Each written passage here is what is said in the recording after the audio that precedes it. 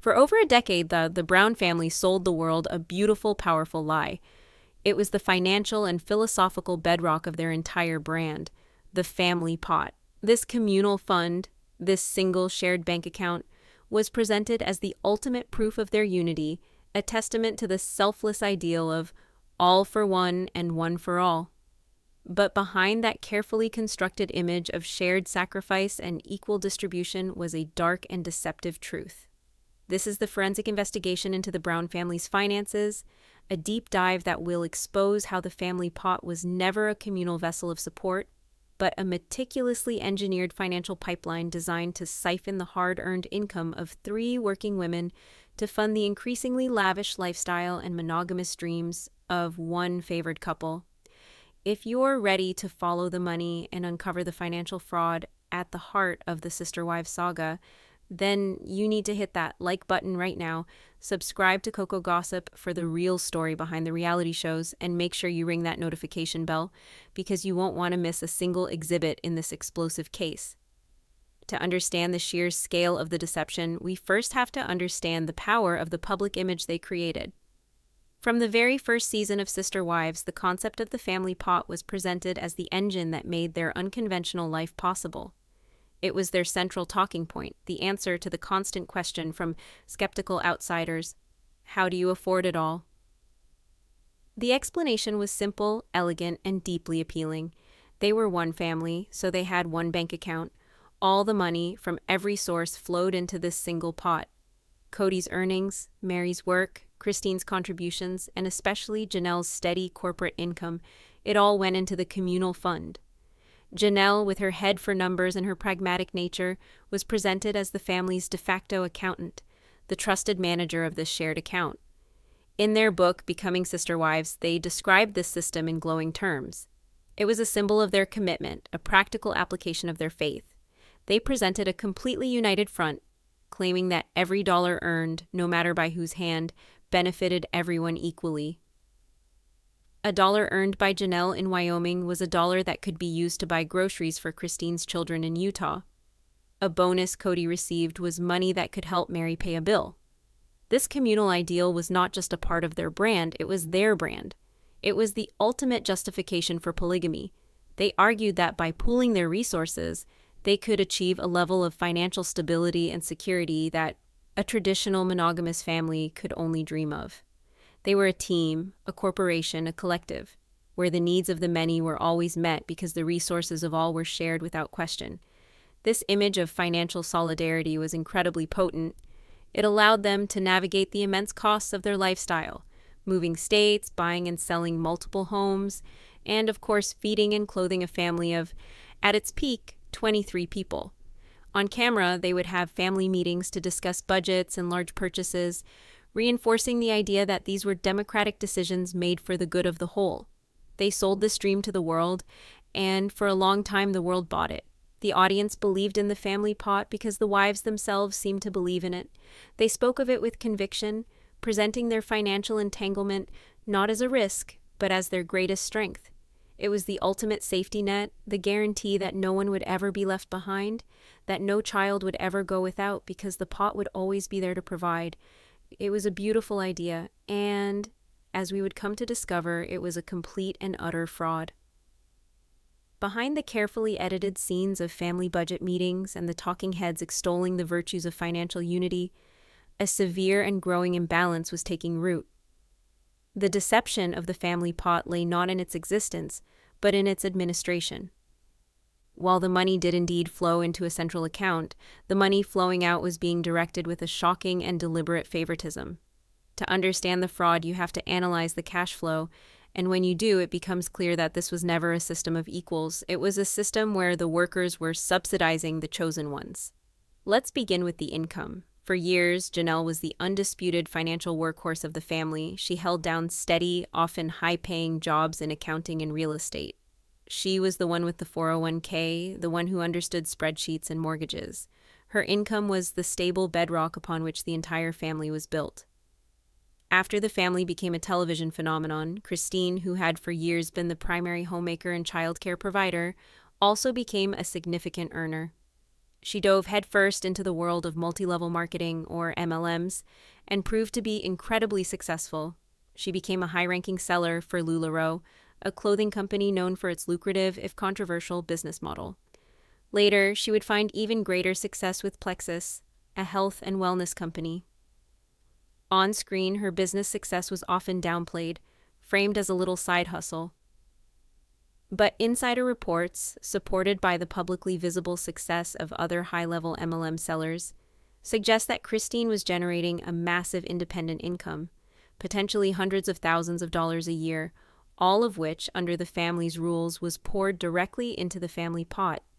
Meri, too, was a major contributor. She also became a LuLaRoe powerhouse, frequently posting about incentive trips and a lifestyle that pointed to a very significant income. This income, like Christine's and Janelle's, was funneled into the communal account.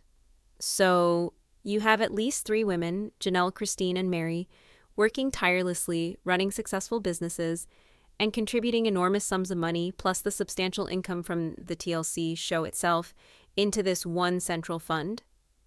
Now, let's look at the other side of the ledger. In stark contrast to the hustling and earning of the other wives, Robyn's primary business venture, My Sister Wife's Closet, is widely considered to have been a financial black hole. Presented on the show as a high-end boutique jewelry business, it was a passion project that, by all available evidence, never achieved profitability. The website was often outdated, the products were expensive, and there was never any on-screen evidence of it being a thriving enterprise. An exclusive and persistent theory within the fan community, based on the complete lack of any discussion of its success, is that the business was a significant financial drain on the family. It required startup capital, inventory costs, and website maintenance, all funded by the family pot. So while the other wives were bringing in huge sums from their MLMs, Robyn's venture was likely siphoning money out. This financial imbalance, 3 major earners and 1 major drain, is where the deception truly festered, because the money coming out of the pot was not being distributed according to need or contribution, but according to Kody's favor. The evidence of this was brazenly displayed, hidden in plain sight throughout the show's run. We saw Robyn, early in her marriage, on a lavish Victoria's Secret shopping trip. While presented as a quirky, romantic moment, it was, in essence, a woman using her sister wives' hard-earned money to buy lingerie to wear for their shared husband. We saw the family's finances stretched to their absolute limit to secure the down payment for Robyn's massive $1 million home in Flagstaff, a luxury no other wife was afforded. We saw the hiring of a full-time nanny, a recurring expense paid for from the communal pot to serve one household, while the other wives were expected to be self-sufficient. Each of these moments was a transaction in the ongoing fraud. Money generated by Janelle's real estate career and Christine's LuLaRoe sales was being directly funneled to pay the mortgage on Robyn's mansion. The income from Meri's business was being used to pay the salary of Robyn's nanny. It was a classic redistribution of wealth, but not in the communal, utopian way they preached. It was a redistribution from the working class of the family to the new royal class. The family pot was not a safety net for all. It was a personal expense account for Kody and Robyn. And the other wives were unknowingly or perhaps unwillingly its primary funders. They were working multiple jobs, not to secure their own futures, but to finance a lifestyle for their husband and his favorite wife that they themselves would never be able to enjoy. The lie was not just that they shared everything, the lie was that the sharing was fair, and that lie was about to be exposed in the most brutal and heartbreaking way imaginable. For years, the foundational promise of the family pot was security. It was the ultimate insurance policy, the guarantee that, in a time of true crisis, the family's collective resources would be there to support any member in need. The discovery of the fraud, the moment the beautiful lie was shattered into 1,000,000 pieces, came when the communal fund failed its single most important test. The catalyst was not a fight over a new car or a vacation. It was a matter of a child's health, a life-changing surgery that was desperately needed, and a family vault that was discovered to be inexplicably, cruelly empty. Christine's daughter, Ysabel, had been suffering for years with a severe case of scoliosis. Her pain was chronic, her quality of life was deteriorating, and the curvature of her spine was becoming dangerous. After exhausting all other options, it became clear that major, complex surgery was her only path to a healthy future. The surgery was not cosmetic, it was a medical necessity. and it was incredibly expensive. The estimated cost, including travel and hospital fees, was a staggering $50,000. This was the exact kind of crisis the family pot was designed for. This was a child of the family, a daughter to all four mothers in principle, in severe medical need. The response should have been simple and immediate. Of course, Ysabel, the family will provide. But that is not what happened. In one of the most shocking and heartbreaking revelations of the entire series, Christine admitted on camera that the family pot was either unwilling or unable to provide the funds for her daughter's surgery. The exact reasons have never been made clear, a testament to the complete lack of transparency in their finances. But the result was the same. The safety net had failed. The vault was empty. Christine, a woman who had poured her heart, soul, and a significant income into that family for over 2 decades, was left completely on her own. She was forced to desperately fundraise, to hustle her LuLaRoe business not for profit or for the family, but to scrape together enough money to pay for her child's essential medical care. We watched her, a mother in anguish, having to beg her social media followers to buy leggings so that her daughter could have a chance at a life free from pain. This was the ultimate betrayal. It was the moment the entire concept of the family pot was exposed as a hollow sham. Where had all the money gone? Where was the income from TLC, from Janelle's career, from Meri's and Christine's own booming businesses? The family could somehow afford the down payment on $1 million home for Robyn. They could afford a full-time nanny. They could afford Kody's sports cars and motorcycles, but they couldn't afford to fix their own daughter's crooked spine. The injustice was staggering. It proved beyond any shadow of a doubt that the pot was not being managed for the good of all, but was being drained for the comfort and convenience of a select few. For Christine, this was a point of no return. It was the realization that her daughter's well-being was less of a priority than Robyn's lifestyle. The communal dream was dead, and in its place was the cold, hard reality that she and her children were on their own. This horrifying realization was not limited to Christine. For Janelle, the family's supposed accountant, the discovery of the empty vault was a slow, dawning horror that culminated in her own financial ruin. For decades, Janelle had been the most consistent and arguably the largest single contributor to the family pot. She had worked tirelessly, sacrificed her own desires for the good of the group, and had trusted Kody and the system to protect her future.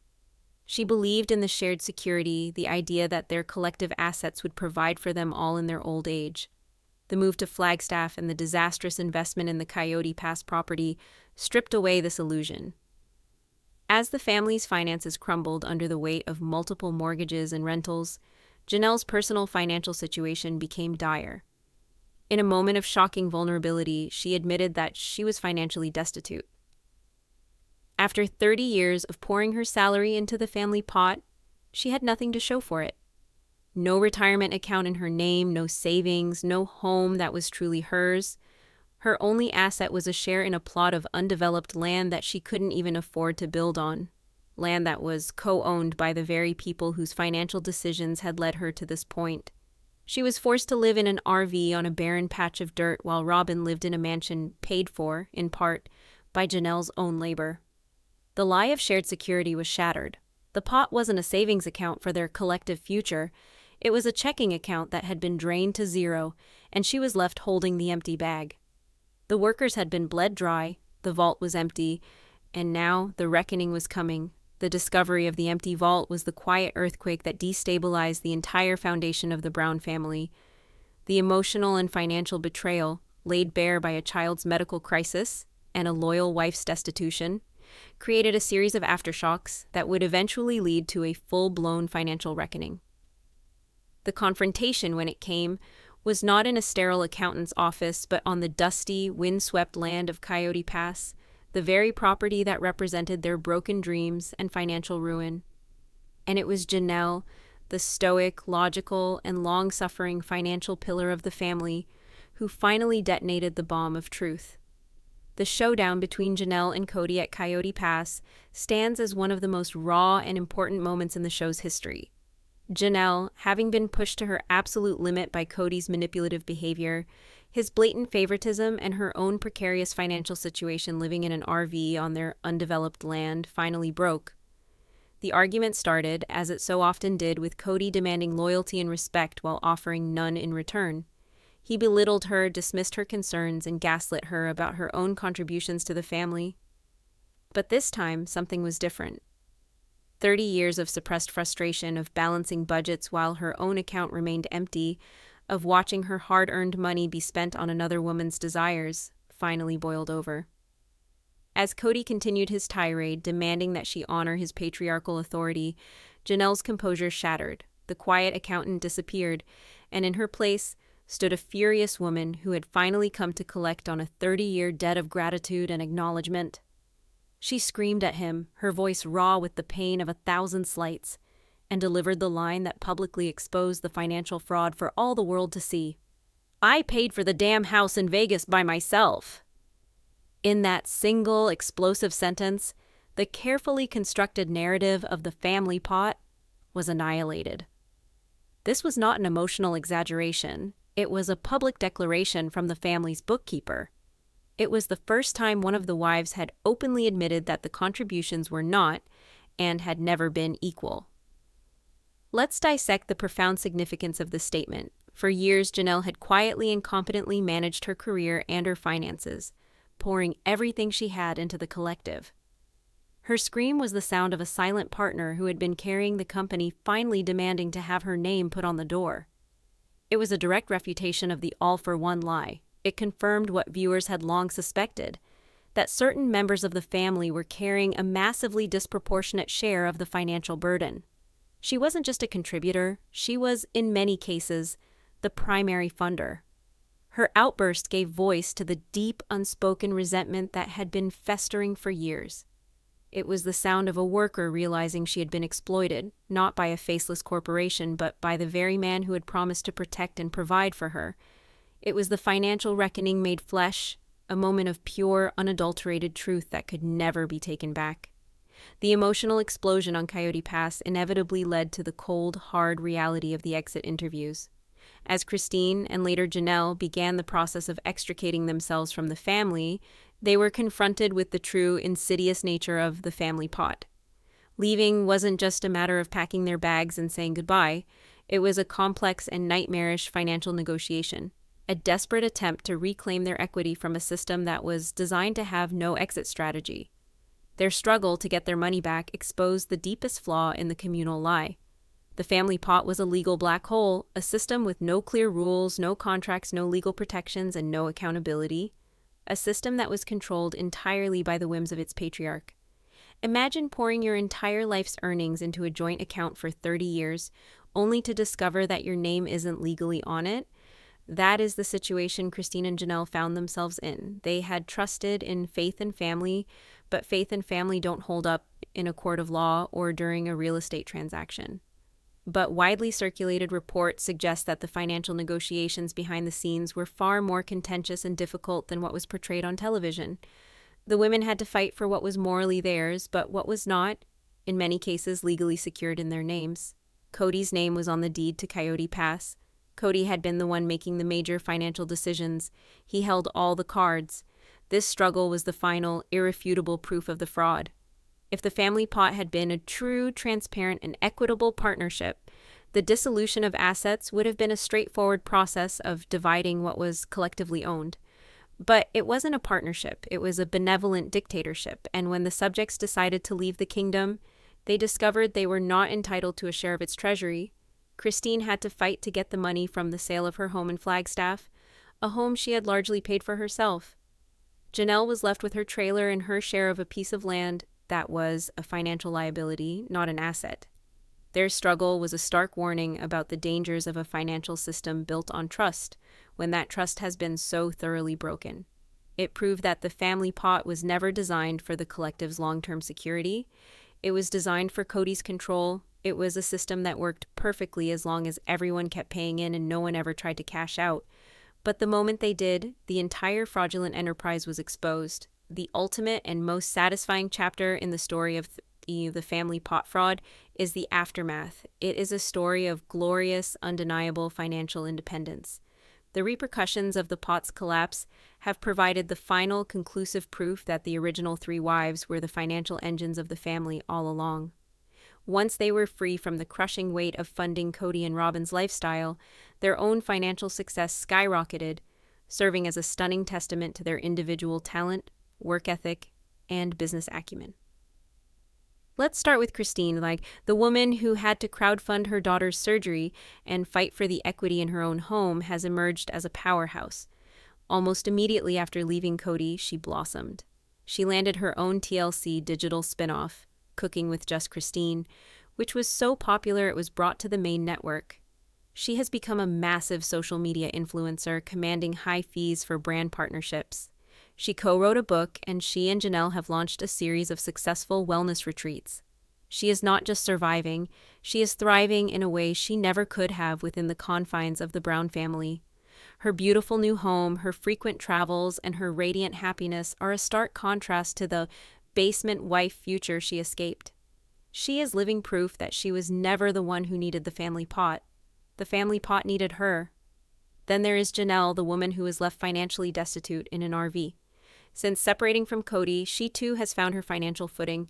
She has leveraged her fame and her no-nonsense personality into a successful career as an influencer.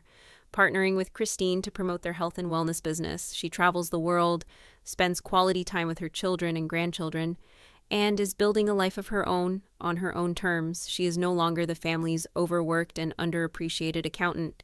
She is the CEO of her own life, and business is booming. Her journey from financial despair to empowerment is perhaps the most direct indictment of the fraudulent system she escaped. And we cannot forget Meri.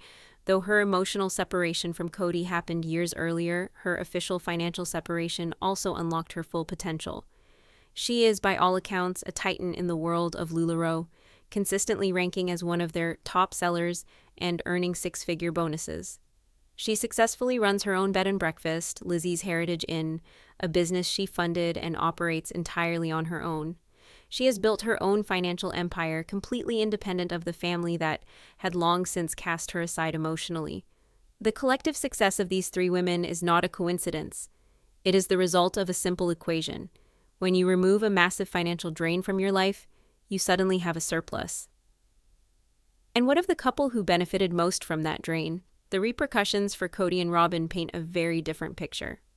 The king and queen are now left alone in their castle, and insider reports strongly suggest that they are facing significant financial strain. The massive mortgage on their million-dollar home still needs to be paid every month.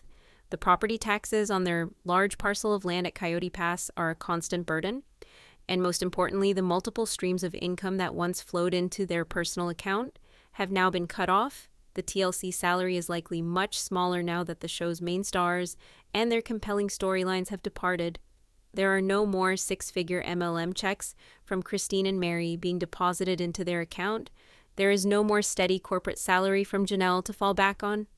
The family pot was an unsustainable illusion, and they are now living in the ruins of their own creation. The system only worked as long as it was being propped up by the relentless labor of the women Kody had pledged to care for. Once those women took their labor, their talent, and their earning power elsewhere, the entire fragile structure collapsed. Kody and Robyn were left with the prime assets, but they were also left with all the liabilities and almost none of the income needed to sustain them. The great communal lie has run its course, and the final balance sheet tells the whole story. The women who were exploited by the family pot have found financial freedom, and the couple who exploited it have been left to foot the bill. The fraud has been exposed, the case is closed, and the verdict is in. True wealth was never about a shared pot of money, it was about the independence to control your own.